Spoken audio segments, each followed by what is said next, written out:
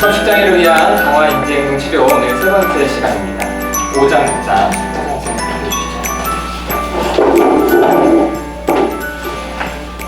성식장애를 위한 강화 인지행동 치료 5장 6장을 맡은 홍석영입니다. 네, 5장 6장 이제 치료에 대해서 구체적으로 나오겠는데요. 5장 순조로운 시작, 6장 빠른 변화 이끌어내기라고 나와 있습니다. 어디서부터 시작해야 할까? 가장 중요한 건 환자가 치료에 적극적으로 잘 참여하는 것이 최우선이 되어야 되는 부분이고요. 핵심적인 증상만 다루면 그 딸려있는 다른 증상들도 함께 좋아질 것이라고 이야기를 하고 있고, 순조로운 시작, 1단계의 치료 단계가 매우 중요하다고 이야기하고 있습니다. 치료 시작 회기, 0회기라고 나와 있는데요. 전체적으로 좀 보면 어떻게 보면 일반 상담의 접수 면담과 비슷하다고 볼 수 있을 것 같아요. 네, 7가지의 치료 내용을 포함하고 있고 하나씩 살펴보도록 하겠습니다. 첫 번째로는 환자로 하여금 치료와 변화의 가능성을 생각하며 동참시키기입니다. 처음에 이제 치료에 참여할 때 걱정과 저항이 생길 수가 있는데요. 변화하고 싶은 마음도 있지만 반면 섭식 문제가 나에게 주고 있는 어떤 가치도 있고 또 나와 동일시하는 요소들도 있기 때문에 양가 감정을 치료자가 민감하게 잘 알아차리고 이해하는 것이 필수라고 나와 있습니다. 어떻게 치료에 동참시키는가? 이 부분에 대해서는 앞에 4장에서에도 나와 있고 더 구체적으로 알고 싶으면 11장에서도 좀 참조해 볼 수 있는데요. 적절하게 시행되는 강화 인지행동 치료 그 자체로 동기부여가 될 수 있다라고 설명하고 있습니다. 기본적으로 이제 일반 상담에서도 공통되는 부분이기도 한데요. 치료자는 공감적인 태도를 가지고 전문적으로 강압적이지 않은 태도로 전문적인 의견과 지식을 제시하고요. 또 사례 개념화를 세우는 작업에 환자와 함께 적극적으로 동참시켜서 치료에 대한 희망을 함께 나누고, 그리고 치료 과정을 잘 따르고 있는지 살피면서 환자 역시 언제든지 궁금한 게 있으면 물어볼 수 있도록 배려하는 환경을 조성해야 한다고 이야기할 수 있습니다. 두 번째로 현재 가지고 있는 정신병리의 종류와 심각성에 대해서 평가하기입니다. 이제 이 평가 목록이 굉장히 많이 나와 있는데 이렇게 좀 줄여서 보도록 할게요. 첫 번째로는 섭식 문제의 현재 상태, 최근 3개월 동안에 있었던 현재 상태를 이제 점검을 하는데요. 증상의 구체적인 내용이나 특정한 날의 식사 습관, 식사 규칙 및 반응, 칼로리 계산을 하는지, 그리고 얼마나 제한을 하고 또 체중 조절 행동이 있는지, 폭식 사파, 또 사회적인 상황에서 어떻게 식사를 하는지, 체형, 체중 등에 대한 관심 등과 같은 이런 현재 상태에 대해서 구체적으로 이제 평가를 하고요. 또 두 번째로 섭식 문제의 전개, 주요 유발 인자가 무엇인지, 연속되는 일련의 과정이나 체중의 과거력, 그리고 현재 키에서의 최저 체중과 최고 체중, 그리고 과거 치료 경험 등에 대한 것들을 전반적으로 탐색해 나갑니다. 그리고 그 밑으로 개인력과 가족력, 현재 주변 환경과의 환자의 기능, 동반된 정신병리, 신체적 건강, 여기에는 월경을 어떻게 잘 하고 있는지 부분도 포함이 되고요. 섭식 문제와 치료에 대한 태도와 같은 일반적으로 접수 만담 때 점검하고 탐색해 나가는 부분들이 포함되어 있습니다. 세 번째로 섭식 문제를 지속시키는 과정에 대한 사례 개념화 함께 세우기. 사례 개념화란 모든 상담에서 매우 중요한 상담의 하나의 지도라고 볼 수 있는데요. 여기서도 환자의 문제가 충분히 이해될 만한 것이고 또 다양한 원인의 상호작용에 의해서 지속되는 메커니즘을 표현해주는 것이라고 할 수 있습니다. 이걸 세우는 목적은 환자 스스로도 치료에 적극적으로 동참하도록 도울 수 있고요. 두 번째로 그 사례 개념화를 만드는 과정에서 나 자신의 문제를 객관적으로 보게 되는 효과가 있어서 이 과정에서 나를 새롭게 또 객관적으로 보기 때문에 당혹감을 느낄 수 있다고 합니다. 그리고 세 번째로는 섭식 문제를 지속시키는 주요 메커니즘을 명백하게 눈에 보이게끔 함으로써 치료의 목표로서 무엇이 필요한지를 말해줄 수 있기 때문에 중요한데요. 여기서는 원인에 대한 설명보다는 네, 원인에 대한 설명은 근원에 대한 치료 8장을 참조하시면 될 것 같습니다. 네, 그림 5-1에서 진단, 이동적, 강화, 인지행동 치료, 사례 개념의 각종 요소입니다. 앞에 장에서 나왔던 설명인데요. 이렇게 사례 개념화를 눈에 보이게끔 표로도 만들고 이렇게 하거든요. 다양하게 그림, 도표로도 만들고, 여기는 진단이동적, 강화, 인지행동 치료에 적합한 걸 만들어 놓은 거고요. 이걸 적용해서 그 다음으로 특별히 달리 분류되지 않는 석술장애를 가진 환자가 자신이 주로 사용하는 언어로 적용시켜 본 거예요. 그래서 앞에 내용을 나의 말로 다시 언어만 바꿔서 똑같이 그 부분들을 넣어본 네 번째, 치료의 과정 설명하기.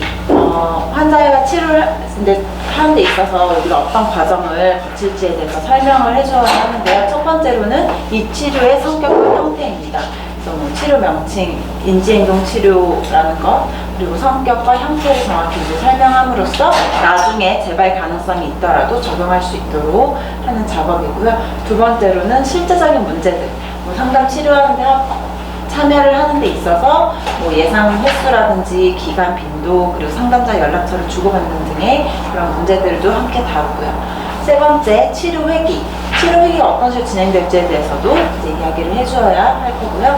네 번째, 회기의 최종 측정. 이게 매우 중요한데요.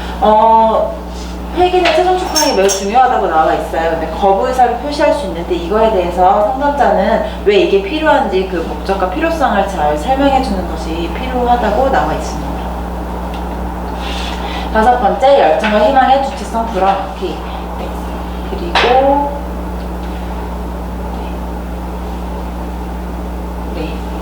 이해하지 못한 부분이 있으면 그때그때 물어보고, 뭐 동의할 수 없는 부분이 있다면 그때그때 표현하도록 이야기를 하도록 하고요. 또 나는 절대 회복될 수 없을 것이다 라는 자기 암시가 스스로 막 그렇게 생각하고 무기력한 그런 생각을 할 수가 있는데, 상담자는 임상경험상 안 되는 치료가 없다 라고 확고하게 말해주는 것이 도움이 될 수 있습니다.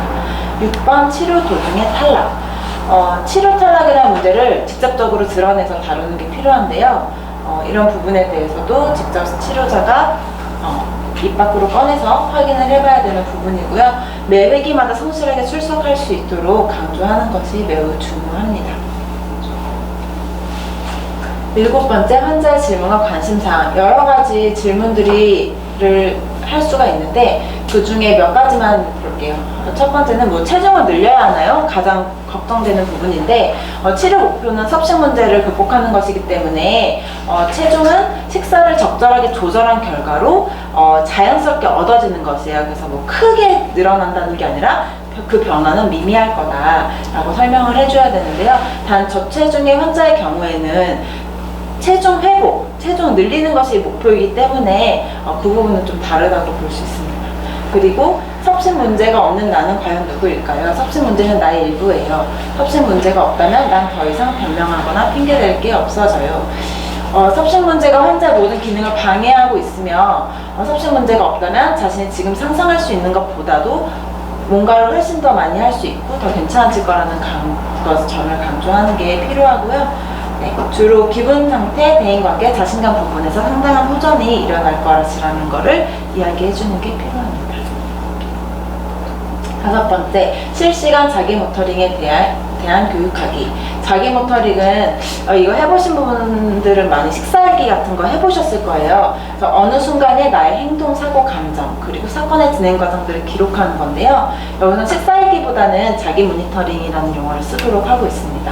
첫 번째는 어떤 식으로 음식을 먹는지에 대한 자세한 그림을 제공한다는 것. 그래서 이걸 통해서 환자 입장에서는 스스로를 관찰하면서 자신의 문제에 관심을 가지게 되고, 치료자 입장에서는 섭식 문제의 정확한 내용을 파악할 수 있는 점에서 꼭 필요한 작업이고요. 두 번째로는 어떤 일이 발생한 바로 그 순간에 내가 무슨 행동을 하고 무슨 생각을 하고 무엇을 느끼는지를 인식할 수 있기 때문에 이를 통해서 그동안 내가 자동적으로 생각이 떠올랐던 것들, 외부적인 이유로 인해서 판단했던 것들을 노력과 훈련을 통해서 나의 선택으로 변화시켜 나갈 방법을 배우게 된다고 합니다. 네, 이게 바로 아까 그 자기 모니터링 하는 그 식사일기인데요. 첫 번째 줄에서는 시간, 내가 먹은 즉시 시간을 기록하는 게 매우 중요하다 생각하고 나와 있어요. 나중에 적는 것보다는 그때그때 바로 적는 게 필요하고요. 두 번째로는 음식과 음료, 먹은 종류나 섭취량까지. 하지만 칼로리까지 계산하진 않고요. 무게량을 계산하진 않지만 대략적인 섭취량. 그리고 세 번째는 그걸 먹은 구체적인 장소. 그리고 네 번째 줄에는 별표 표시가 있는데요. 이거는 나 스스로가 생각할 때 과도하게 먹었다 생각했을 때 체크하도록 하는 부분이고요. 그 다음은 V 또는 L 또는 D라는 이제 약어 표시로 구토 또는 변비약, 이뇨제를 사용했는지에 대해서 이렇게 체크하도록 나와 있고요. 그리고 상황과 의견, 그때 그날의 나의 어떤 사건이나 감정, 나의 식사에 영향을 주었거나 혹은 중요했던 그런 사건이나 감정들을 적고, 또 먹을 때마다 드는 생각이라든지 먹은 음식에 대한 생각과 감정, 또 혹시 체중 측정을 혼자 재서는 안 되는데 혹시라도 쟀다면 그 체중은 얼마나 나가고 그거에 대한 생각이 어떤지에 대해서 기록하도록 나와 있습니다. 이걸 적는 데 있어서 환자 입장에서 부끄럽거나 창피해서 자기 모니터링 기록을 슬쩍 삭제하고 싶은 그런 유혹이 발생할 수 있는데요. 여기서 중요한 거는 그런 부분을 빼놓고 다뤄서는 안 되고 이 문제 전반을 적나라하게 다루는 게 중요하기 때문에 그래서는 안 되고요. 오히려 실시간 자기 모니터링 기록을 통해서 스스로를 관찰하고 스스로에게 의문을 던지고 나의 사고와 행동을 수정하도록 도울 수 있기 때문에 매우 중요한 작업이라고 이야기하고 있습니다. 네, 이걸 하는 데 있어서도 많은 질문들이 있을 수 있는데, 처음으로 몇 가지만 보면 이거 전에도 해봤는데 별로 도움이 안 되던데 해야 되냐 라고 이렇게 이야기하시는 분들이 있거든요. 그럴 때 이 자기 모니터링 기록을 얼마나 제대로 작성을 하고 상담자랑 잘 꼼꼼하게 점검했는지가 매우 중요하고, 그런 행동, 사고, 감정에 대한 실시간 기록이 아닌 경우에도 조금 효과가 없었을 수 있다 해서 제대로 다시 한번 해보자 이렇게 동기부여하는 게 필요하고요. 두 번째로 저도 이게 좀 궁금했던 게, 기록하는 것 자체가 음식에 더 집착하게 만들 것 같아요 라는 부분. 이거는 그렇게 볼 수 있어요. 집착하게 되는 것처럼 볼 수 있는데, 이 과정 자체는 건설적이고 발전적인 몰두이기 때문에 음식과 연관된 나의 행동, 사고, 감정에 대해서 점점 더 많이 알아가는 과정이라고 설명해주면 될 것 같아요. 그리고 또 밑에 보면 다른 사람이 내가 기록한 걸 보게 해도 되나요? 라는 질문이 있을 수 있는데, 여기서는 이 책에서는 기록을 하는 데 있어서 영향을 줄 수 있기 때문에 나의 아주 개인적인 일기처럼 다루는 것이 더 좋다라고 이야기하고 있고요. 또 마지막으로 있는 그대로 모두 적어서 보여드리는 게 너무 부끄러울 것 같다라는 부분인데, 치료자, 상담자가 옳은지 그른지 판단하는 것은 아니기 때문에 걱정할 필요가 없고, 오히려 정확하게 빠짐없이 솔직하게 적는 것이 매우 중요하다는 점을 다시 한번 강조하는 게 매우 필요하다고 합니다. 여섯 번째, 집에서 해올 숙제 정하기. 그래서 실시간 자기 모니터링 기록 시작하기랑 사례 개념화 재검토하기가 나와 있고요. 그 다음에 일곱 번째, 회기를 요약하고 다음 회기 예약하기까지가 치료의 한 첫 번째 0단계 0회기의 과정입니다. 네, 그 다음에 이제 다음 시간에 1회기를 하게 되는데요. 첫 번째 회기 1회기에서는 다음과 같은 치료 내용을 포함하고 있는데, 주요 목표는 정확한 실시간 자기 모니터링 기록의 습관을 들이고 유지하는 게 이 회기의 매우 중요한 목표입니다. 네, 첫 번째 회기는 체중 측정 시작하기인데요. 많은 섭식성의 환자들의 특징이 하루에 수도 없이 체중을 측정하곤 합니다. 그리고 날마다 의미 없는 체중 변화에 집착을 하고 엄청난 집착 때문에 오히려 체중 측정을 회피하기도 하는데요. 회기 내 체중 측정이란 상호 협력적인 체중 측정이라고 해서 치료자와 환자가 함께 체중을 측정하는 것을 의미하는 개념이고요. 주 1회만 체중 측정을 하게 되고, 측정된 숫자를 직접 치료자가 소리내어서 킬로그램이나 파운드와 같은 우리가 이해할 수 있는 숫자로 소리내어 읽어주고, 체중 그래프 차트에 표시하면서 그 그래프를 같이 해석하는 과정을 함께 한다고 합니다. 이렇게까지 하는 목적은요, 환자에게 체중에 대한 올바른 지식, 교육을 시킬 수 있는 좋은 기회를 제공하고요. 두 번째로는 치료 과정에서 일어나는 식사 습관의 변화에 따른 체중 변화가 환자들의 불안감을 일으키곤 하는데 매주 체중에 대한 좋은 정보를 얻을 수 있다고 합니다. 세 번째로는 규칙적인 회기 내에서 체중 측정 과정에서 치료자는 환자에게 체중의 숫자에 대한 잘못된 해석을 교정해 줄 수 있는 좋은 기회를 가질 수 있고요. 회기 내 체중 측정을 통해서 신체 확인, 바디 체킹을 형태를 다룰 수 있는 기회를 얻을 수 있다고 합니다.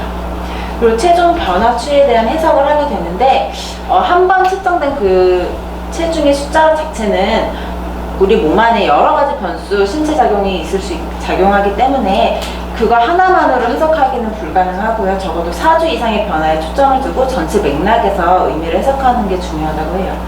그래서 혼자서 체중을 측정하지 않도록 해야 하며 혼자 측정했을 시에는 자기 모니터링 기록지에 반드시 기록하도록 나와 있습니다. 그래서 이렇게 그래프로 만들어서 전체적인 맥락 속에서 보게 되는데요. 저체중 환자의 체중 그래프, 건강한 체중, 과체중 환자의 체중 그래프로 나와 있습니다. 그리고 체중 변화 추이를 확인해서 이 그래프 그 기울기가 어떻게 변화되는지를 보면서 점 하나로 의미가 있는 게 아니라 연속적인 변화 속에서 맥락 속에서 봐야 된다고 이야기하고 있고요. 두 번째는 자기 모니터링 기록 점검하기입니다. 자기 모니터링의 질을 확인하는데 이런 부분들 어떤 관점에서 이루어졌는지, 이걸 대하는 태도, 실제로 먹고 마신 시간과 기록한 시간이 얼마나 근접한지, 그리고 뭐 별표는 어떻게 사용되고 있고 어떤 때를 끼니라고 판단하고 있는지 등과 같은 자세하게 이렇게 확인해 보는 게 필요한데요. 네. 치료에 있어서 이 기록이 매우 필수적이고 이 기록 없이는 치료가 성공적으로 이루어지지 못하기 때문에 이제 환자의 적극적인 참여가 매우 필요한 부분입니다. 네, 이거는 예시인데 여기서 이제 보면 직접 하면서 느낀 점이 기록하기 전에 알지 못했었는데 내가 상당히 많은 음료수를 마시고 있다는 걸 알게 돼서 신기했다. 그리고 수치스러워지기 때문에 오히려 먹은 즉시 적지 않으면 내가 살짝 고쳐서 쓰거나 아예 기록하지 않을 것 같다라는 경험 예시가 나와 있는 걸 볼 수 있습니다. 네, 그리고 이걸 통해서 섭취 습관에 대한 정보를 또 확인을 할 수 있어요. 그래서 평소 모습인지 혹은 기록을 위한 혹은 특별한 경우인지 어떤 두드러진 임상 영상이 있진 않은지 정확성 이런 것들을 확인하면서 검토해 볼 수 있는 부분들이고요. 네, 이렇게 숙제로 해오면 이걸 가지고 치료자는 보면서 A, B, C, D와 같은 부분에 대해서 좀 궁금한 것들, 확인해봐야 될, 검토해봐야 할 부분들에 대해서 오른쪽에 이렇게 질문을 해볼 수 있게 나와 있습니다.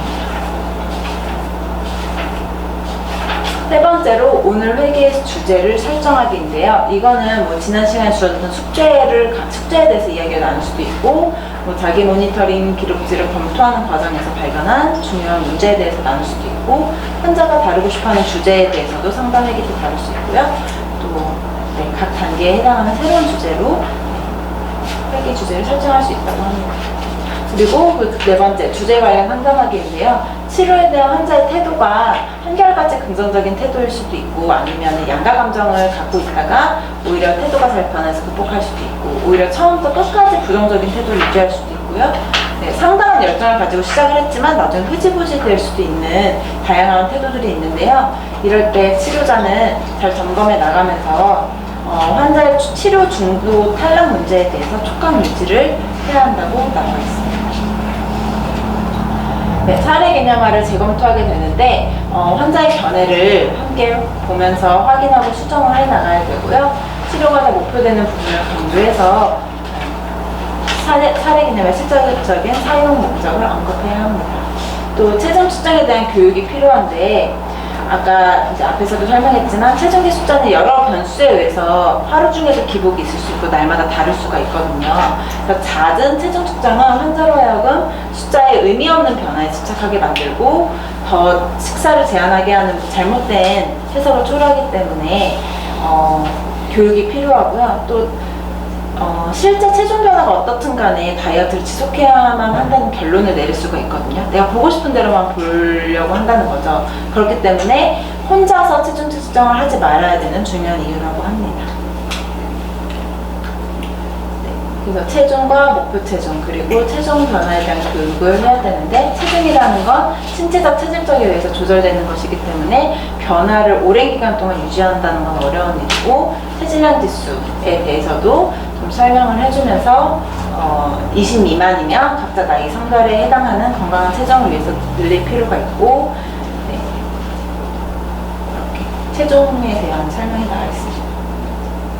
그리고 자연적인 기복을 고려해서 3kg 정도의 범위를 제시하는 것이 좋다고 합니다.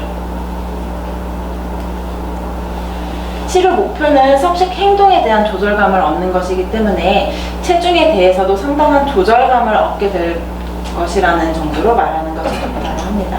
목표 체중을 세우지 않도록 하는 이유는 약간이라도 식이 제한을 하게 되는 경향이 생기기 때문에 또 그런 식이 제한은 또 다시 음식에 집착을 하게 만들고 폭식의 위험을 높이기 때문입니다. 다섯 번째로 숙제를 확인하고 이번 회기 요약과 다음 회기를 이해하는 것. 그래서 자기 모니터링 기록 잘 적어오기, 집에서 체중 측정하지 않기가 숙제로 네, 이번 6번째 장에서는 빠른 변화를 이끌어내기. 치료 1단계에서 앞에서 봤던 0회기와 1회기에서는 치료와 변화에 적절하게 동참하도록 하고 자신과 관련된 사례 개념화를 이해하고 받아들일 수 있어야 한다. 그리고 실시간 자기 모니터링에 익숙해져야 하며 주 1회만 체중을 측정하는 규칙을 꼭 지켜야 한다라는 부분을 명시하고 있고요. 그 다음 단계로 나머지 과제들, 이 이후에 또 중요한 것들은 이제부터는 주 2회기씩 총 6회기를 시작하게 되고요. 그래서 2회기부터 7회기까지 포함이 되는 부분이고요. 치료의 전형적인 구조로 다음과 같은 내용들을 포함하고 있습니다. 그리고 이런 시간들을 매우 철저하게 지키는 게 중요하다고 책에서는 나와 있고요. 이것을 통해서 새로운 목표를 세우게 되는데 섭식 문제에 대해서 교육하는 것, 그리고 규칙적인 식사 패턴을 확립하는 것, 그리고 보호자를 치료에 참여시킬 것인가 라는 부분에 대해서 이야기하도록 하겠습니다. 첫 번째, 환자에게 섭식 문제에 대한 교육하기인데요. 섭식장애와 섭식장애 치료에 대해서 진단되는 부분들, 유병률과 주요 특징들과 같은 섭식장애에 대해서 알려주는, 교육을 해주는 부분들이에요. 내용들이고요. 그리고 섭식장애 임상 양상에 대해서 체형과 체중에 대한 과도한 관심이 있는지, 그래서 자기 자신에 대한 가치 판단이 체형, 체중에 과도하게 영향을 받고 있는지를 확인하고, 또 체형, 체중에 대한 반복적인 확인 또는 신체 회피, 살찐 느낌의 호소, 다른 일상 생활로부터의 소외와 같은 것들을 확인하게 되고요. 또 체중 조절 행동에 대한 강한 욕구와 같은 것들을 설명하게 됩니다. 두 번째, 다이어트의 특징적인 형태들이 있는데요. 환자들은 너무 까다로운 규칙들을 설정하고 폭식을 유발할 만큼의 적은 음식량을 섭취하는 경향이 있고요. 네, 그리고 또 다른 사람과 식사하는 것을 힘들어하는 것들이 나와 있습니다. 세 번째로, 폭식. 조절되지 않는 과식을 한다거나, 여기서는 주어진 상황에서 비정상적으로 많은 양의 음식을 먹는 경우에 한해서 폭식이라는 용어를 사용한다고 하고요. 일반적으로 상당한 자기 혐오감을 경험한다고 해요. 폭식은 규칙이 깨지거나 부정적인 사건, 감정들이 생겼을 때 유발되고, 수치심, 죄책감, 비밀과 핑계가 생기고 과소비를 하게 된다고 합니다. 그리고 자기 유발 구토를 하는 환자들도 있는데요. 칼로리 제거를 위해서 체중 조절을 위한 형태로 나타나는데, 사실 이건 비효과적이라고 해요. 실제 먹은 음식의 50%도 제거되지 못하고요. 오히려 이것이 폭식을 더 지속시킬 수 있는 하나의 요인이 될 수 있기 때문에, 또 신체적인 문제들이 생겨날 수 있고요. 또 하재 오남용도 칼로리 흡수를 억제하는 효과가 거의 없다. 그리고 폭식이 오히려 지속될 수밖에 없는 환경을 만들고 변비약이나 이뇨제로 인한 효과는 다 탈수에 의한 일시적인 체중 감소 효과일 뿐 실제적인 칼로리 흡수를 억제하는 건 아니고 신체적인 문제들이 또 생길 수 있고요. 또 과도한 운동 집착을 하는 경우가 있는데 이것도 역시 운동을 해야 된다는 강박관념에 비롯된 거고 다른 생활하는데 지장을 줄 수 있고요. 상대적으로는 이것도 비효과적일 수 있다고 해요. 그러니까 적절한 운동을 해야지 과도한 운동이 그렇게 도움이 되진 않는다. 7번째 저체중에 대해서는 11장을 참조하라고 나와 있습니다. 네, 2번째 규칙적인 식사 패턴 확립하기. 환자는 매일 계획된 식사 시간과 2-3번의 계획된 간식 시간에 음식을 먹어야 하는데요. 전형적인 식사 패턴은 다음과 같아요. 아침 식사, 보통 아침 식사, 점심 식사, 그리고 오후 간식을 먹고 저녁 식사를 하고 저녁 간식을 먹는 등의 이런 정해진 계획된 식사 시간을 지키는 게 매우 중요하다고 나와 있고요. 정해진 새끼와 2-3번의 간식으로 제한되어야 한다고 합니다.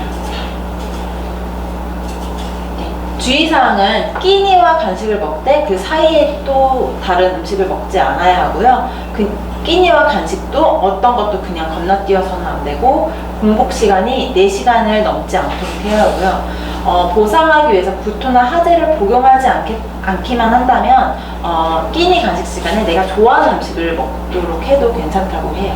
그리고 다음 끼니와 간식 시간이 언제인지 항상 무엇을 먹을지까지 항상 알고 있어야 한다고 합니다.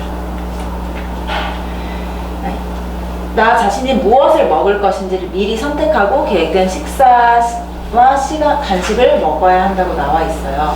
그리고 이게 음식이 터무니없이 말도 안 되는 것이 아닌 이상은 어떤 것이어도 괜찮고요. 식사와 간식 사이의 간격은 4시간 넘지 말아야 하며 건너뛰어서는 안 되고 식사 계획을 미리 세워두어야만 하고요.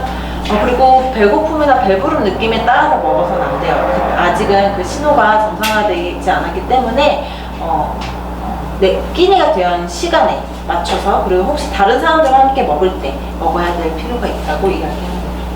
음식을 먹는 것을 참을 수 있도록 도와주는 방법 중에는 음식을 먹거나 조리하는 것과 상관없는 활동을 한다거나 혹은 그 먹고 싶은 욕구에 집중해봄으로써 오히려 이것이 반드시 음식을 먹어야만 할 필요는 없다는 것을 인식해보는 경험이 도움이 된다고 하고요. 그리고 갑자기 이 식사 패턴을 확립하기 어렵기 때문에 단계별로 교정될 필요가 있다고 이야기하고 있습니다. 흔히 6가지의 어려움이 발생할 수 있는데 내가 한 번 실패했다고 생각해서 하루 종일 아예 노력해보지 않으려고 하는 경우가 있고 또 나 이전에 이렇게 먹어본 적도 없고 내 주변 사람들도 이렇게 먹지 않는데요 라고 말하는 경우도 있고요. 또 끼니와 간식을 먹는 게 체중 증가의 두려움 때문에 내켜하지 않을 수도 있고 또 조금 먹고서도 배가 부르다고 느끼는 부분 때문에 구토를 한다거나 하재를 먹고자 하는 욕구가 생기기도 하고 또 식사를 미리 계획해야 된다는 원칙에 반대하거나 또 음식으로부터 관심을 돌릴 수 있는 활동을 하는 걸 거부하기도 해요. 이런 어려움을 치료자가 잘 다루는 것이 중요하다고 책에 나와 있습니다. 네, 3번째로 환자의 식사 스타일을 다루는데요. 식사는 형식이 제대로 갖추어져 있어야 되고 포장된 음식을 풀어서 바로 먹는 일을 삼가도록 해야 되고 동시에 다른 일을 하지 않으며 연식, 계속 주섬주섬 먹는 것도 삼가해야 하고 음식을 먹는 속도가 비정상적이라면 이것도 역시 다룰 필요가 있다고 이야기하고 있습니다. 4번째, 제거 행동 다루기. 보상적 제거 행동과 비보상적 제거 행동이 있는데요. 보상적 제거 행동은 폭식 이후에만 제거 행동이 나타나기 때문에 식사 조절을 할 수 있게 되면 자연히 없어질 것이기 때문에 특별한 치료가 필요하진 않지만 비보상적 제거 행동은 어떤 체중 조절과 다이어트 방법으로 좀 더 일상적인 형태로 나타나기 때문에 일반적으로 치료 개입이 필요한 부분이라고 합니다. 이런 제거 행동을 하는 이유는 배부른 느낌이 제거가 되고 위를 비우거나 배를 납작하게 해주는 효과가 있고 기분을 달래주고 또한 자기 처벌의 형태로 사용되기도 합니다. 5번째, 배부른 느낌 다루기. 환자에게 배부른 느낌은 과식한 증거가 되기도 하고 뚱뚱해진다는 증거가 되기도 하는데 이것이 정확히 무엇을 의미하는지를 치료자가 아는 것이 중요합니다. 첫 번째로 실제 뱃속이 꽉 찬 느낌이라는 거. 실제로 윗속에 음식과 음료가 많이 있는 상태일 경우에 저체중 환자의 경우 실제 위장 운동이 잘 원활하지 못하기 때문에 그럴 수가 있고요. 또 일반적인 섭식장애 환자의 경우 이 배부름과 배고픔 신호에 혼란이 있는 상태이기 때문에 정상화되기까지는 규칙적이고 건강한 식사를 수개월 정도 유지해야 한다고 합니다. 그래서 잠깐씩 느껴지는 뱃속이 꽉 찬 느낌은 환자 스스로 무시할 수 있도록 해주어야 하고요. 두 번째, 너무 많이 먹은 것 같다는 생각 자체는 인지적인 현상이기 때문에 이건 사람마다 환자 개인의 생각에 따라 좌우되는 건데요. 그래서 자기 모니터링 기록지에 표시한 그 별표 표시, 내가 많이 먹었다고 느꼈을 때 표시하는 그 별표 표시를 통해서 환자가 얼마나 스스로 음식량에 대해서 얼마나 엄격한 기준을 갖고 있는지 알 수 있고, 그래서 하루에 필요한 에너지량 1200에서 보통 1500칼로리 이상을 먹는 것이 필요하다는 것에 대한 교육을 해줘야 될 필요성이 있습니다. 그리고 세 번째로 배가 불룩하게 나온 것 같아요 라고 이야기할 수 있는데, 나의 몸 자체를 너무 지나치게 면밀하게 살피는 행동이 문제가 될 수 있는데, 이 부분에 대해서 8장을 참조하라고 나와 있고요. 내가 체중 증가를 막기 위해서 저칼로리의 고섬유질 위주 식사를 했을 경우에, 혹은 장내 가스를 발생시키는 탄산음료 과다 섭취나 월경장, 보폭, 팽만 등의 현상도 있기 때문에 단순히 살이 쪄서 그런 건 아닐 수 있거든요. 그래서 상식적인 방법들을 함께 찾아본다거나, 혹은 다른 사람들은 어떤지 식후의 배 모양을 관찰하도록 하는 게 도움이 될 수 있다고 합니다. 그리고 옷이 꽉 끼는 느낌이 들어요 라고 했을 때, 이건 자연적인 자연적인 느낌이지 살이 쪘다는 실제적인 증거는 아니기 때문에, 오히려 이 치료 기간 동안에는 꽉 끼는 옷을 입지 않도록 교육하는 게 필요하고요. 다섯 번째, 살찐 느낌에 대해서는 3단계 치료에서 다루는 게 좋다고 이야기하고 있습니다. 그리고 여섯 번째, 낮은 체중 다루기는 체중량 지수가 20 미만일 경우에 환자가 이 체중을 유지하려면 당연히 음식을 제한할 수밖에 없거든요. 그러면 섭식장애를 지속시킬 수 있게 되기 때문에 체중을 회복시키는 거, 오히려 살을 좀 쪄야 돼요. 그래서 이런 것들을 강력하게 권고해야 하고, 너무 적게 먹는 것을 교정하고 체중을 회복시키는 것이 도움이 됩니다. 이 낮은 체중, 저체중에 대해서는 11장에서 자세하게 나온다고 하고요. 일곱 번째, 과도한 운동 집착 다루기. 과도한 운동 집착이 여러 가지 형태가 있을 수 있는데, 일상적인 활동을 과도하게 하는 경우도 있고, 정상적인 운동 방법이기는 하지만 도가 지나치게 하는 경우도 있고, 비정상적인 운동 방법으로 하는 경우도 있어요. 강제적인 운동의 특징은 운동을 하지 않으면 안 될 것 같은 느낌, 혹은 다른 활동보다도 운동을 더 우선시하는 부분, 그리고 신체적인 손상 가능성 하에서도 지나치게 운동을 하는 것, 이런 특징들이 있다고 합니다. 여기서도 보상적 운동과 비보상적 운동이 있는데요. 내가 폭식한 거에 대해서 보상하기 위해서 운동을 하는 경우에는 이 역시 폭식을 조절하게 되면 폭식을 조절하기 시작하면 보상적 운동도 줄어들기 때문에 특별한 치료적 개입은 필요하지 않고요. 보통 과식했다는 생각 때문에 운동을 해서 칼로리를 태우려고 하거나, 아니면 미리 먹기 전에 운동으로 칼로리를 태워서 먹기 전에 안심하고 먹거나, 그렇게 식사를 허용하는 등의 형태가 나타나게 되고요. 비보상적 운동 같은 경우는 폭식과 꼭 연결되어서 운동하는 것이 아니기 때문에 치료적인 개입이 필요하고, 또 이것 자체가 감정 조절의 수단으로도 이용이 돼서 이 부분은 10장에서 참조하면 될 것 같습니다. 과도한 운동의 잠재적인 악영향을 보면, 다른 일을 하는 데 있어서 필요한 시간까지 뺐고요. 또 오히려 이게 효과적이라 생각해서 폭식이 더 유발될 수가 있고요. 신체적인 손상을 유발시킬 수 있고요. 또 중요한 그 체중 회복을 방해할 수 있습니다. 근데 이 치료 자체가 운동 자체를 하지 말라 하는 건 아니고요. 음식 먹는 것과 운동 사이의 연결고리를 끊는 것이 중요하다고 이야기하고 있습니다. 여덟 번째, 보호자를 치료에 참여시키기인데요.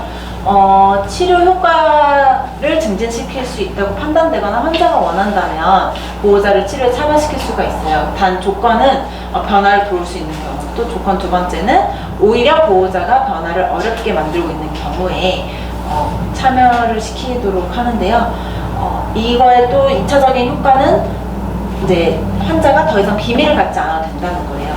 보통은 이걸 비밀로 유지해서 하는 경우가 많고, 이런 것들이 오히려 특정 행동을 지속되기 쉽게 만들기 때문에 문제가 되거든요. 네. 다음에 마지막으로 이제 7회기에서 이제 치료의 1단계가 끝나게 되는데요. 이제 2단계부터는 주 1회씩 진행을 하게 되고요. 회복 증진을 위해서 필요한 주제와 목표를 더 자세하게 결정할 것임을 상기시킴으로써 1단계 7회기까지의 상담을 마치게 됩니다.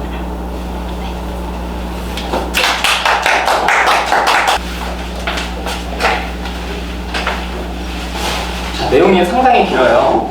그렇죠? 너무 힘들었습니다. 네. 근데 저희가 이 부분은 그러니까 그동안 사실은 스터디에서는 좀 이렇게 발표를 좀 짧게 하도록 많이 보냈는데, 여기에서는 구체적인 어떤 방법들 같은 것들이 이 책에서 중요하게 다루는 부분이어서 네, 발표가 좀 길어도 괜찮을 것 같습니다. 근데 오타도 많아요. 수장님 어디 거예요? 네. 모르실 거예요? 자, 그럼 우리 5장부터 한번 이야기를 해보죠. 5장에는 순조로운 시작입니다. 자, 5장에 4차 할 얘기들이 있으면 시작해볼까요?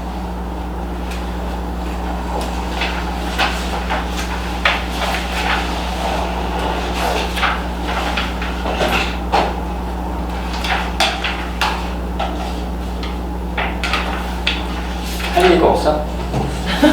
네, 자기 모니터링 보면 이게 이제 되게 다른 이론이랑 좀 비슷한 것 같아요. 그 약간 나를 계속 인식하고, 약간 그 마인드풀리스랑 비슷한 것 같고, 이게 되게 도움이 되는 것 같아요. 그래서 행동을 억제하는 게 아니고 이렇게 관찰을. 이게 다른 행동수정 기법에서도 자주 사용하는 방법이고, 얘기하셨듯이 내가 어떤지를 아는 것만으로도 사실은 상당한 도움이 좀 되는 것 같아요. 그래서 이 석식장애를 겪으시는 분들에게 있어서 이렇게 이제 여기서 뭐 식사일기라고 하지는 않긴 했지만, 어쨌든 뭐 식사일기나 자기 모니터링은 굉장히 중요하죠. 실제로도 이렇게 쓰게 하거든요. 네. 그러면은 아까 얘기했던 것처럼 쓰는 것만으로도 내가 도움을 많이 받는다고. 그러니까 언제 폭식 욕구가 좀 있는지랑 네. 폭식하고 나서는 어떻게 하는지에 대해서 좀 자기가 자세하게 보게 되니까 되게 많이 도움이 된다고 피드백을 많이 받았거든요. 그러니까 김래 선생님이 그 내담자분들에게 쓰게 하는 것도 네, 여기서 거의 비슷해요. 똑같아요. 식사일기를 똑같이 쓰는 거고, 거기에 대해서 언제 먹었는지, 뭐 장소는 어떻게 되고, 뭐 음식은 어떤 거고, 그 다음에 거기에 대해서 감정과 생각은 어떻게 느꼈는지까지 쓰게 하거든요. 그래서 그냥 똑같은 것 같아요. 네. 저 같은 경우는 예전에 경계선 내담자 이렇게 상담하고 이 소셜미디어 때문에 힘들어할 때 그 친구는 이제 일상 자체가 좀 무너져서 그 일상을 다 썼어요. 그래서 이제 몇 시에 일어나서 뭘 했고, 식사는 어떻게 했고 한 것들을 이제 쓰기도 하고, 그리고 식사는 사진을 찍어서 이렇게 블로그에 올리기도 해서 제가 이제 그거를 보기도 했는데, 어느 정도 이렇게 섭식 문제가 좀 괜찮아졌을 때 제가 뭐 식사 사진 찍는 거는 이제 조금 안 해도 되지 않겠냐라고 했더니 이 친구가 자기는 불안하다. 여전히 그러니까 자기가 뭘 먹고 어떻게 먹는지 좀 봐줄 사람이 있으면 좋겠다라고 해서 이제 아직까지 이제 계속 하고 있는데, 그렇게 어떤 자기 스스로 관찰하면서 한편으로는 자기가 믿을 수 있는 사람이 같이 이렇게 한다는 느낌이 되게 좋은 것 같아요. 저도 이거를 하면서 한 6개월 정도는 계속 선생님이랑 보면서 썼었고, 그 다음에 한 3년 정도를 썼다가 안 썼다가 하면서 계속 쓰기도 썼거든요. 네. 근데 확실히 물론 자기가 쓰는 것도 좋고, 근데 거기다가 더해서 누가 봐준다는 느낌이 되게 좋은 것 같아요. 네. 같이 이렇게 할 수 있다는 게. 근데 여기서 이제 그런 얘기가 있잖아요. 자기가 이제 이걸 쓰면 좀 선생님한테도 좀 보여주기가 부끄럽다. 이런 부분에서 여기에서는 뭐 이렇게 이제 설명을 해주면 된다라고 이렇게 하는데 좀 어떨까요? 이렇게 섭식 어려움 겪으시는 분들이 일단 체중부터 자체 측정하는 거, 그다음에 자기가 뭘 먹는지에 대해서 같이 치료자와 함께 공유하는 부분에 있어서 이렇게 좀 얘기하면은 좀 이렇게 좀 잘 설득이 될까라는 생각도 좀 들거든요. 그러니까 제가 이제 그 알고 있는 친구들은 이렇게 사람들이랑 같이 먹는 걸 워낙 힘들어해요. 근데 이제 그걸 어쨌든 공개하지 않은 거잖아요. 그렇죠? 그랬을 때 치료자이긴 하지만 그거를 어떤 그런 부분에 대한 부분들이 설득이 어느 정도 잘 될까? 이런 생각이 좀 드는데. 근데 저는 사실 먹는 거에 있어서 뭐 이런 질문을 받지를 못해봤거든요. 사실은. 너무 부끄러워서 쓰기가 힘들어요. 근데 이건 아마 제가 이제 내담자분들도 제가 겪었다는 걸 알고 오셔서 그런 것 같아요. 아, 그렇겠네요. 그랬으니까 저 사람은 어느 정도 내가 폭식을 해도 좀 이해를 해줄 거라는 어떤 그게 있기 때문에 그랬던 것 같고, 그래서 오히려 이거보다는 체중에 대해서 측정하겠다고 했을 때는 좀 거부라든지 있었던 것 같고. 홍수 선생님은 좀 어때요? 저는 이런 질문을 받았었기 때문에 항상 난감했었거든요. 그러니까 뭐 예를 들면 집단을 하면서 사람들하고 오픈한 적도 있었어요.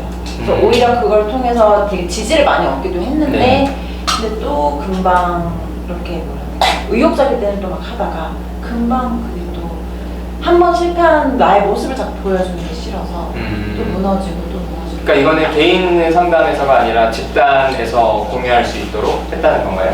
네, 집단에서 바로 그럼 그때 이제 이런 이야기를 하는 거고요? 네. 근데 개인 상담 때도 사실은 어려워했어요. 그러니까 자신의 그런 실패하는 모습, 자꾸 좌절되는 모습들을 자꾸 보여주게 되는 게 스스로가 싫은 거예요. 그러니까 그거를 공개하는 그 자체보다는 그렇게 공개를 해서 잘 유지를 하다가 실패하는 게 싫다는 건가요? 그렇죠. 실패하는 걸 보여주는 게. 지금 얘기하는 포커스가 약간 안 맞네. 아, 그래요? 근데 모든 사람들이 와 열심히 해 잘해 잘하고 있어 이러고 있는데 망쳤어 이 얘기를 하고 또 망쳤어 하고 또 망쳤어 하고 이러면은 나중에는 되게 미안한 마음 사람들한테 맞아요. 비슷해요. 좀 비슷하기도 하고 그리고 또 이 얘기를 또 해야 되나 근데 여기서도 폭식할 때 특히 적으라고 네. 제일 어려운 것 같아요 할 때 적는 게 할 때는 이제 멘탈이 나가니까 그렇죠. 아무거나 그냥 먹을 거 보이는 대로 집어서 먹으려고만 하고 네. 그걸 적을 때 절대 안 해. 적는 건 그때부터 안 하는 거예요. 생각이 나도 적기가 이게 무슨 그때는 적을 생각을 못 해요. 뭔가 막 복잡해져가지고. 그게 아마 수치감? 그렇죠. 그렇죠? 이런 부분들이 굉장히 크겠죠? 뭐 패배감도 있고 실패했다는 좀 말라가는 멘탈 그래요. 그러니까 그런 면에서 왜 수치감은 이게 관계적인 감정이잖아요. 죄책감은 자신의 행동에 대한 어떤 그런 그렇죠. 그런 부분이라면 수치감은 내 모습을 좀 보여주고 싶지 않고 인정하고 싶지 않은 이게 이제 관계적인 부분에 대한 부분이어서 확실히 뭐 이제 이 섭식장애 자체가 어떤 외모, 체중, 체형에 대한 부분들이 이제 거기에서 이제 주된 부분들이 있고 그거 역시도 관계적인 부분이고 이건 역시도 관계적인 좀 부분이 굉장히 크구나. 그래서 이런 부분에 있어서 조금 내담자가 어떤 체중을 상담자랑 같이 측정하거나 자신의 식단을 공개하는 거거나 또 자기가 믿을 수 있는 집단에서 이렇게 그거 하고 그냥 지지를 있는 그대로 받는 것만으로도 굉장히 큰 좀 도움이 되는 것 같아요. 자기 어떤 치부라고 생각했던 것들 다 드러내는 거니까 어떻게. 그렇죠. 스스로도 노력을 또 해야 될 것 같아요. 그렇죠. 폭식할 때 특히 폭식할 때 실패. 중요하다. 어. 서로 그렇게 얘기를 해야 될 것 같아요. 그죠? 그래. 여러 번이라도 좋으니까. 저는 여기 보면서 109 페이지에 체중 기복에 대한 해석이 나오는데 저는 이거 보면서 되게 익숙하더라고요. 어떤 게 익숙하냐면 어떤 식으로든 결론은 딱 하나야. 다이어트예요. 그렇죠. 그래서 체중이 증가하면 아 내가 다이어트를 더 해야겠구나. 체중이 유지가 되면 왜? 그치 다이어트 더 열심히 해서 떨어뜨려야겠다. 체중이 떨어지면 잘하고 있어. 그저 잘하고 있어, 더 해야겠구나.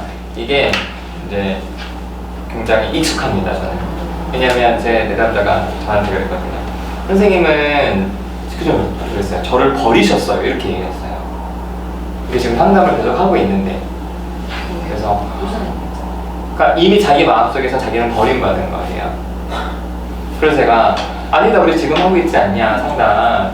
하지만 선생님은 저를 버리실 거라고. 그러니까 자기는 이미 마음속에서 버림받은 거래요. 그래서 아니다, 그렇지 않을 거다라고 이야기를 하면 그런 말이 자기를 더 불안하게 한대요. 그래서 알아서 생각해라 이렇게 얘기를 하면 역시 선생님은 자기한테 관심이 없대요. 어떻게 해야 되지? 그러면은 그만해. 그러면은 거봐요, 선생님은 저를 버리셨어요. 이 결론은 늘 하나야. 오도 가도 못하는. 딴푸tum이네. 그래서 저는 이거 보면서 우리가 어떤 부분에 하나 이제 꽂히게 되면은 사실은 그 모든 어떤 증거들이 결국에는 이게 이제 여기에서 염두에 두는 것도 사실 이게 시간의 변화라는 게 있거든요.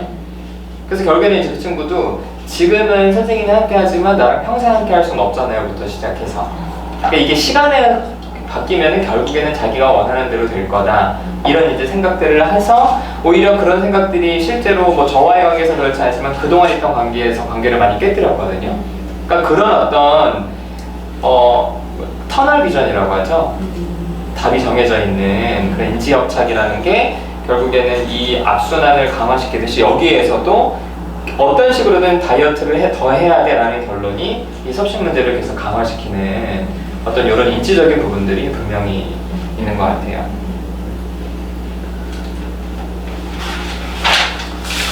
자, 저희가 뭐 시간이 많이 없어서 5장에서 더 하실 얘기들 좀 있으시면 얼른 하고 좀 넘어갈까요?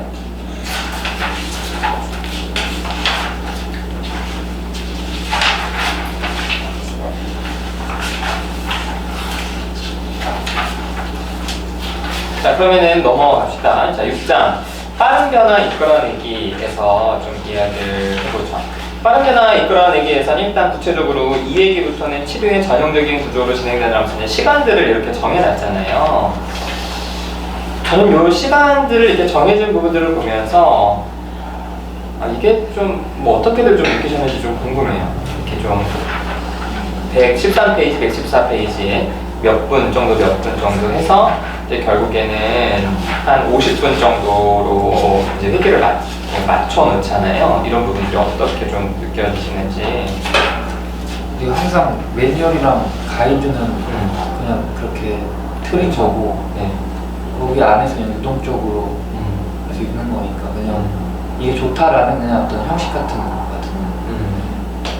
너무 이 여기서는 치료 구조를 고수하고 꼭 시간 분배를 잘 지켜라 라고 하고 있는데, 이것 때문에 더 중요한 부분을 놓치거나 너무 여기 틀에 더 집착하게 되는 거 아닐까라는 걱정을 좀. 저도 어느 정도 섭식이 얼마나 심각한지에 따라서 이것도 좀 계속 바꿔야 된다고 생각을 하거든요. 왜냐면은 저도 처음에 뭐 몇 회기 정도는 이렇게 좀 비슷하게 하는 편인데, 섭식이 많이 가라앉고 다른 주제를 엄청나게 더 얘기하고 싶고 관계에 대해서 더 얘기를 하고 싶을 때는 뭐 모니터링을 뭐 나중에 보고 이건 내가 먼저 말하고 싶은 주제를 먼저 말하게 한다든지 라고 하는 쪽으로 저도 유동적으로 계속 하는 편이라서 지키기도 되게 어려운 편이고. 그러면 이제 전체적으로 50분을 맞추는 부분에 있어서는 선생님들은 어떻게 좀 상담을 실제로 꼭 섭식 문제가 아니어도 어떻게 좀 하시는지. 50분 맞추시나요? 시간? 맞추기 힘들어요. 거의 맞춘 적이 없는 것 같은데. 홍서 선생님은? 저는 뭐 하다 보면 1시간? 1시간 정도에서 뭐 초과돼도 1시간 10분 내로 좀 마무리를 지으려고 하고, 좀 시간이 다 됐다 싶으면 새로운 얘기가 나오려고 하면 이제 시간이 다 돼서 마무리를 지금 해야 될 것 같다. 시간이. 제가 어떤 그 블로그에서 어떤 분 글을 봤는데, 뭐 제가 개인적으로 아는 분은 아니에요. 근데 이렇게 이제 검색하다가 봤는데 그분이 무슨 얘기를 하냐면 상담 시간이 너무 짧다. 왜냐하면 자기는 상담에 앉아서 한 30분 정도 지나야 40분 정도 지나야 할 얘기가 이제 떠오른다는 거예요. 근데 그거를 이제 얘기하기 시작할 때는 이미 상담은 거의 다 이제 끝나가니까 이분은 이제 굉장히 눈치를 좀 많이 보시더라고요. 상담자 눈치를. 그러니까 거의 매 상담마다 할 얘기를 제대로 못하고 상담이 끝나게 된다고 이렇게 얘기를 하시는데 이제 제 경계선 내담자도 상담 초반에는 30분 동안은요 일주일에 한 번씩 오는 그 상담 그 분위기에 적응하느라고 아무 말을 못했어요. 되게 오랫동안. 그리고 항상 30분 정도 지나면 조금 얘기를 하게 돼서 사실은 이 상담 시간을 지키는 게 굉장히 좀 어려웠는데 여기에서도 물론 이제 섭식이라는 분명한 주제가 있기는 하지만 이렇게 치료자가 어떤 걸 염두에 두고 마치 PT 받듯이 피트니스 센터 가서 자 이번에 이거 했으니까 그 다음 이거 합시다 라고 하는 게 이게 저는 좀 우리나라 문화에서 이게 좀 어떻게 받아들여질까 좀 고민이 되더라고요. 그건 되게 정없다고 느껴졌어요. 그렇죠. 이게 근데 우리나라 사람들이 시간관념이나 이런 어떤 무형의 서비스에 대한 어떤 시간의 개념에 대해서 사실은 좀 그렇죠. 더 뭔가 워낙 그쵸. 정이라고 생각하고. 네, 뭔가 이렇게 그 전제로 이게 돈을 내서 그 시간 동안 나를 들어주는 사람이다. 저 사람 진심이라기보다는 그게 마음의 전제를 있긴 해요. 만약에 이제 그런 상황에서 상담자가 자기 시간을 더 할애했어. 그러니까 더 얘기해보자. 이렇게 되면 조금 더 마음이 그렇죠. 와닿았는데 네. 시간 됐으니까 빨리 마무리하고 다음 주에 다시 만나자 이러면은 살짝 마음이 아플 수도 있죠. 그렇지. 정서적으로 너무 좀 삐질 수도 있어요. 이 음식 문제인 사람들은 참 예민해요. 그래. 저 사람 싸가지 없어. 성격이 안 좋아. 나쁜 사람이야. 이럴 수도 있어요. 그럼 반대로 오히려 저는 처음이었는데 오히려 저보다 더 시간을 지키는 내담자가 있었어요. 초반 들어가면 선생님 끝났어요 이렇게 자꾸 알려주는 거예요. 저는 더 뭔가 들을 얘기나 할 것들이 있는데 그런 것들은 반대로 오히려 근데 그 사람 마음이 어땠을지 모르겠어요. 아니 그걸 다뤘던 게 자꾸 먼저 일어나요. 제가 끝나지도 않았는데 제 얘기가 끝나지도 않았는데 시간이 돼서 됐다고 왜 그러세요? 힘든 거. 눈치 보는 거 아니야? 그쵸. 그러니까 그런 오히려 그러니까 피해 안 주려고. 네, 맞아요. 부담 주지 않으려고. 오히려 그걸 다뤄서 이제 앉아 있는 걸 계속 연습시켰죠. 같이 끝내는 거. 시계가 내담자를 향해 있나요? 시계는 그러니까 보통 저를 향해 있는데요. 본인이 꼭 봐야 돼요. 저도 계속 신경 쓰면서 계속 내가 할 얘기 어떻게 못하면 어떡하지 계속 불안해서 계속 시계 쳐다봤어요. 제가 어떤 분은 그 얘기를 하셔서 저는 시계를 돌려놨어요. 사람마다 다르니까. 시간 컨트롤 내가 할 테니까 그냥 편하게 얘기를 해라 라고 이제 돌려놨거든요. 근데 물론 이제 한편으로는 그러면은 상담 시간이 이제 오버되는 경우들은 분명히 있어요. 있어서 저는 이거 보면서 어쨌든 이게 구조화된 치료잖아요. 이런 구조화된 치료에서 전체 시간을 지키는 거 그리고 어떤 치료의 구조를 여기는 고수하라고 이제 권하고 있는데 참 이런 부분들이 모르겠어요. 저는 좀 이렇게 좀 문화적인 부분으로 이게 좀 서양 문화와 이 우리나라 문화의 어떤 시간관념이나 이런 부분에 있어서 좀 그렇지 않을까라는 생각들도 좀 이제 하게 되고요. 이게 처음부터 그 상담자에 대한 정보가 없이 이렇게 하게 되면 되게 뭔가 신뢰를 그렇죠. 그러니까 빨리 친해지기가 힘들 것 같아요. 차라리 정보가 그 유나쌤처럼 사전 정보가 있고 하면은 신뢰가 깔려 있으니까 뭐 이거를 해도 친해지는데 그렇게 지장이 없을 것 같은데 처음부터 그렇게 하면 좀 어려울 것 같아요. 친해지기. 이준 선생님도 정보가 지금 전 없죠. 많이 있죠. 왜 블로그에 있잖아요. 맛집 가는 남편이 되게 싫다. 그거? 그거요. 근데 정보죠. 정보예요. 알려면 얼마든지. 자, 저는 6장에 빠른 변화 이끌어내기 이제 제목이 이거잖아요. 이렇게 보면서 처음에는 어떻게 빠른 변화를 이끌어내? 그랬는데 이제 119페이지에 규칙적인 식사 패턴 확립하기 요거 이제 나오면서 그렇지. 요것만 제대로 되면 확실히 이제 굉장히 그쵸 빨리 돼요. 그러니까 저도 이거에 대해서 이제 잘 몰랐을 때 어쨌든 그 경계선 내담자 섭식 문제를 검색을 진짜 많이 하고 자료를 되게 많이 찾아봤는데 거의 모든 이제 치료의 기본이 요 정상식, 규칙적인 식사와 그리고 저도 놀랐던 게 식사 사이마다 간식 이거를 얘기를 해서 내담자한테 이거 하면 된다더라 했더니 받아들이질 못하는 거예요. 왜냐면 나는 그동안 그렇게 조금 먹고 해도 내가 이렇게 체중 조절이 안 되는데 세 끼 다 먹으라는 것도 감당이 안 되는데 거기에 간식까지 먹으라 그러냐. 그래서 저도 막 공부하면서 이제 설득을 했어요. 그리고 여기서 이제 그 얘기 하잖아요. 어떤 구토를 하거나 하재나 이런 거를 사용하는 게 생각보다 효과가 별로 없다. 이런 얘기를 이제 하면서 해서 이 친구가 처음에 되게 불안해 했는데 이제 결국에는 이게 확실하게 좀 자리가 잡히니까 폭식 충동이 굉장히 많이 줄더라고요. 규칙적인 식사 그리고 간식. 이런 정보를 상담자도 그렇고 내담자도 많이 아는 게 중요한 것 같아요. 예를 들어서 뭐 열량은 어느 정도 먹는 게 좋은 건지 아니면 또 이런 좀 중요한 부분들이 뭐냐면 항상 저녁에 먹는 걸 되게 힘들어 하시는 분들이 있어요. 근데 사실 여기서도 얘기하지만 아침에 먹든 저녁에 먹든 열량이 중요한 거지 그것 때문에 더 살찌는 건 아니거든요. 그런 좀 정보들이나 이런 교육 같은 게 되게 필요하다는 생각도 많이 들었어요. 근데 여기는 이제 저녁 간식을 뭐 바꿔도 되긴 하지만 저녁 간식이라고 되어 있어요. 그래서 제가 이제 봤던 거기에서는 이제 오전 간식 그리고 오후 간식 이렇게 되어 있어서 이건 시간에 따라 좀 다른 것 같아요. 그러니까 왜냐면 자는 시간이 너무 늦다. 그러면 저녁 간식 먹게 하는 게 더 좋고 만약에 아침에 너무 늦게 일어나는데 굳이 오전 간식을 먹을 필요는 없잖아요. 네네. 그래서 그런 식으로 좀 되게 식사는 딱 규칙적으로 하고 간식은 조금 뭐 두세 번 정도는 하되 그 시간에 맞춰서 그렇게.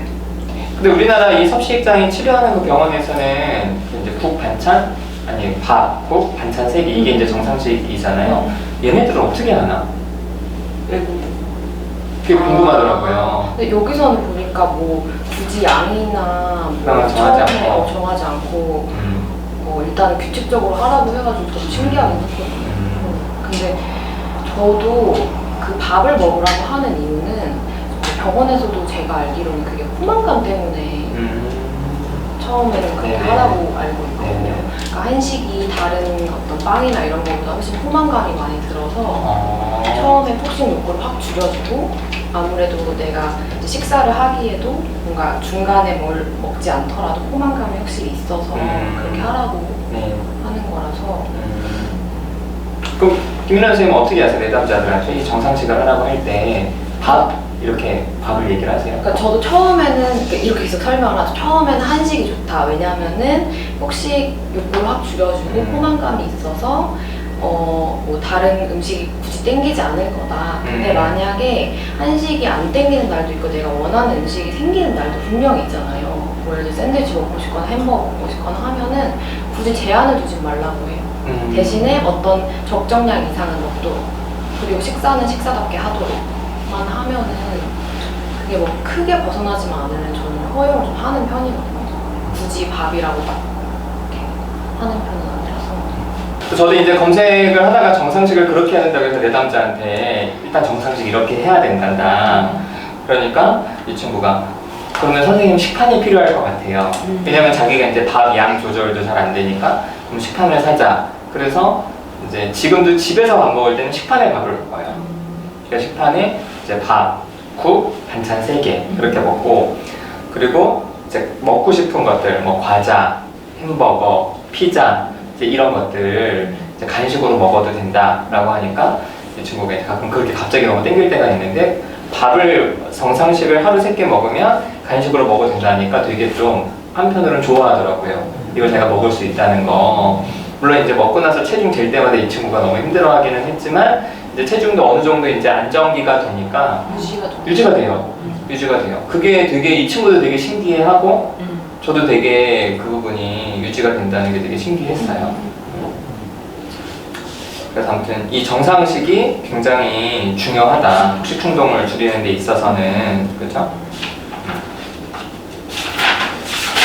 저는 그런 생각도 들었어요. 정상식이든 그 폭식증이든 거식증이든요 둘 다 뭐 많이 먹는 사람이든 많이 안 먹는 사람이든 음식 생각을 굉장히 많이 해요. 하루 종일 음식 생각을 해요. 그런 사람들이 이제 정상식을 하겠다고 이제 정상식 생각을 한단 말이에요. 어차피 똑같은 음식 생각이에요. 그러니까 이제 음식 중독이라는 것은 음식의 세계에만 맞아. 전 사는 것 같거든요. 뭐 자기가 뭘 좋아하는지도 모르고 세상 아무것도 안 보이고 음식만 자기 눈에 보이는 건데 그런 저는 정상식을 하면 내가 괜찮을 거라고 생각했는데 또 이제 거기에 꽂혀. 거기에 꽂혀서 이제 마트에는 야채 같은 거에 어. 뭐 영양가 따져가지고 이런 식으로 너무 거기에 빠지다 보면은 또 힘들어.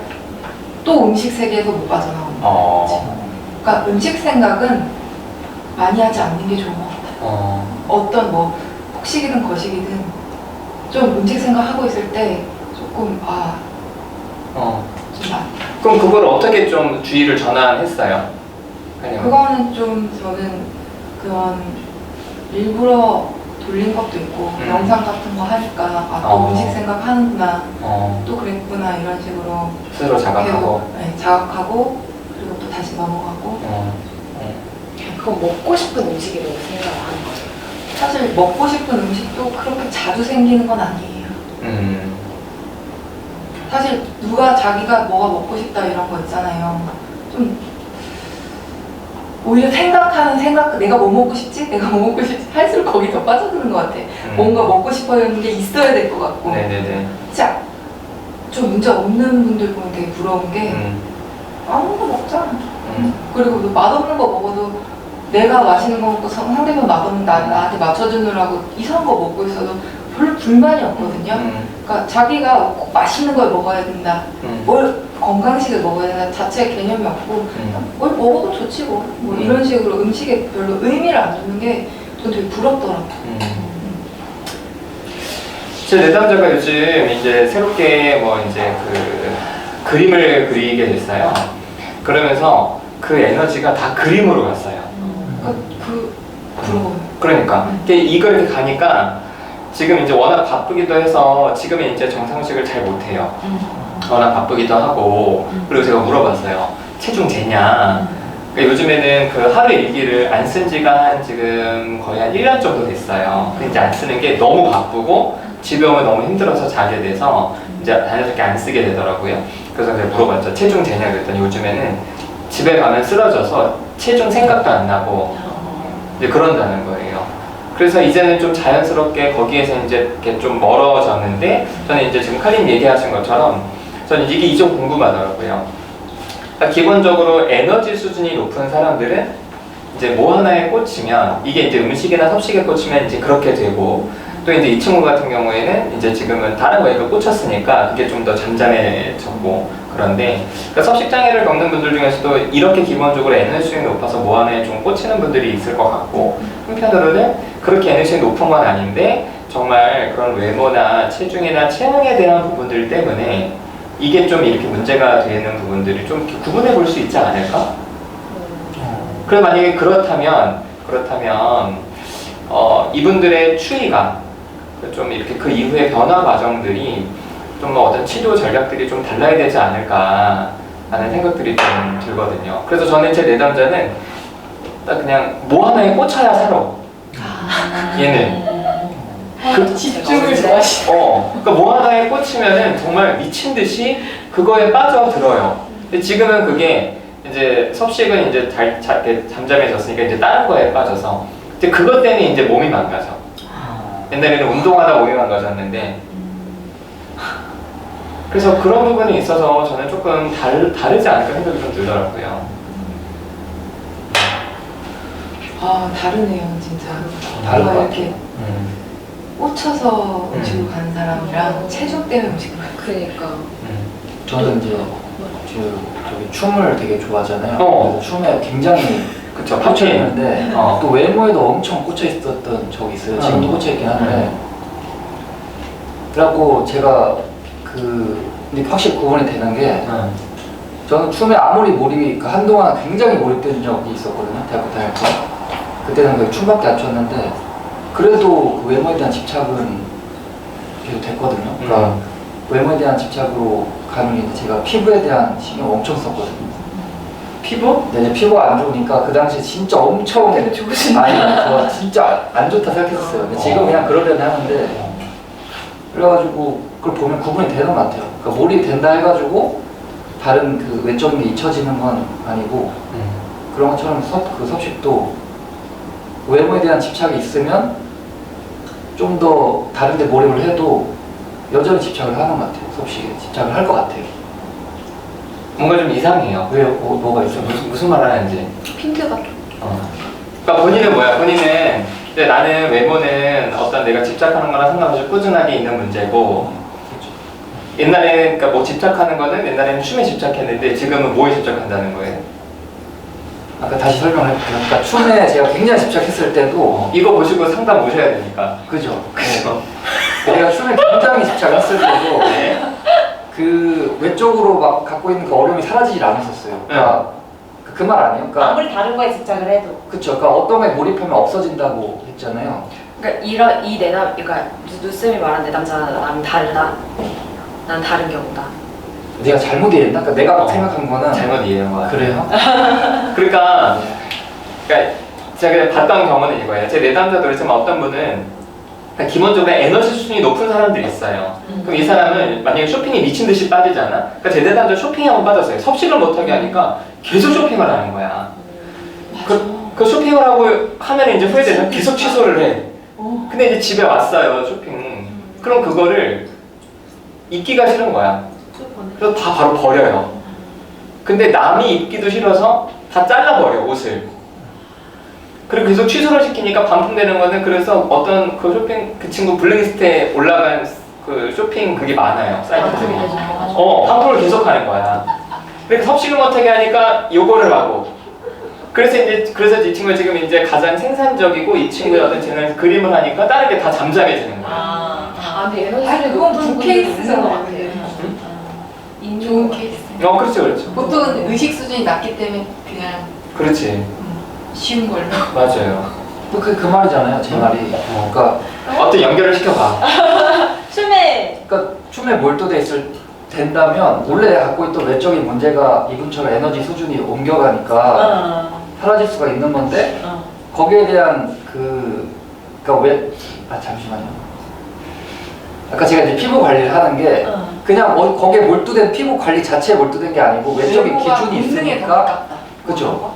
외적인 기준이 있으니까 그 기준 때문에 이걸 놓지 못하는 건데 이 섭식 장애도 그런 외적인 거나 체중에 대한 집착이 있으면 어떤 그 몰두되는 게 있어도 그거에 대한 외적인 집착이 있기 때문에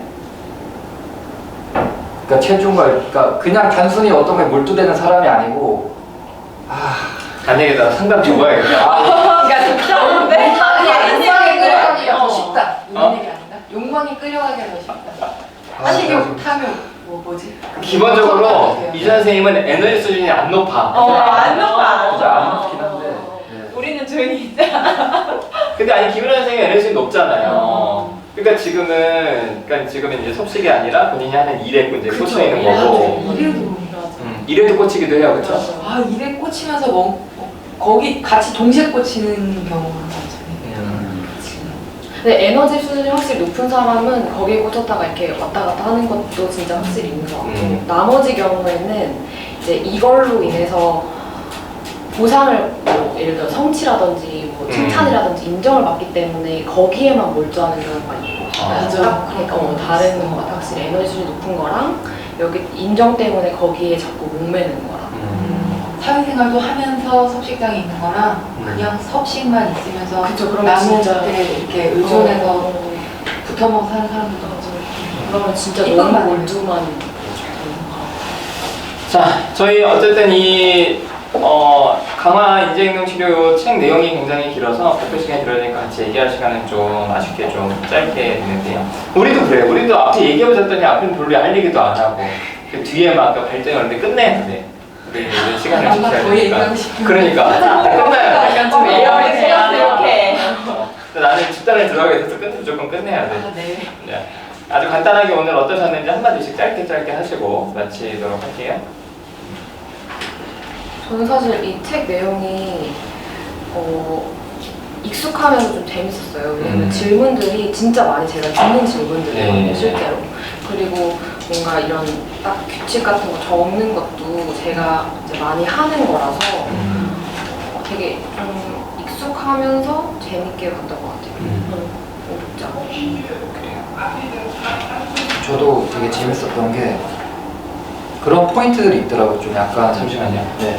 최준 씨 차. 차. 그냥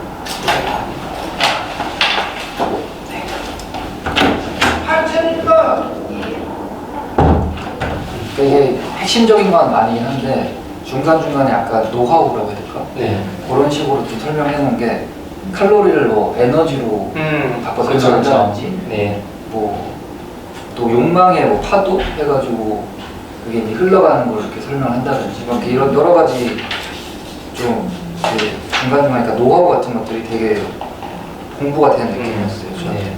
그게 되게 좋았어요. 저는 발표 준비를 하느라고 얘기를 많이 못했는데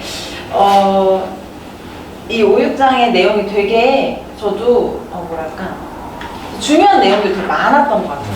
그래서 여기서는 뭐 1, 2회기 혹은 6회기, 7회기까지의 회기 내에서 이걸 다 다룬다고 했는데 그런 시간적인 부분에 대해서는 부족하지 않을까? 너무 좋아서 너무 좋은 내용들이 많아서 적용하기에 시간적인 부분만 좀 쉽지 않겠다는 생각을 했고요.